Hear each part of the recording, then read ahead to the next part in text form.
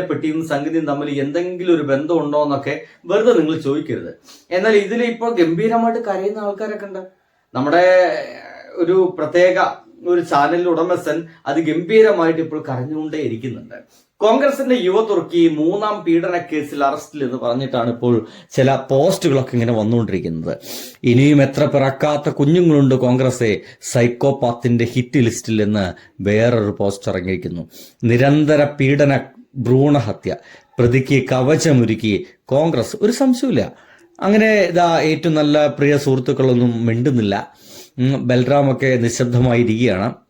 നീലപ്പെട്ടി വിവാദം ഉണ്ടായ അതേ സ്ഥലത്ത് നിന്ന് അതേ ഹോട്ടലിൽ തന്നെയാണ് ഇദ്ദേഹത്തെ അറസ്റ്റ് ചെയ്തത്. അപ്പോൾ അറസ്റ്റ് ചെയ്യുന്ന സമയത്ത് സ്വാഭാവികമായിട്ടും ഇദ്ദേഹത്തെ ആ ഒരു സ്ഥലത്ത് നിന്ന് ഓടിച്ചുവിടാൻ അല്ലെങ്കിൽ ആ സ്ഥലത്ത് നിന്ന് രക്ഷപ്പെടുത്താൻ വേണ്ടിയിട്ട് ആ ഹോട്ടലുകാർ ശ്രമിക്കുമെന്നുള്ള കാര്യത്തിൽ സംശയമൊന്നുമില്ല. ഈ ഹോട്ടലും ഒപ്പം തന്നെ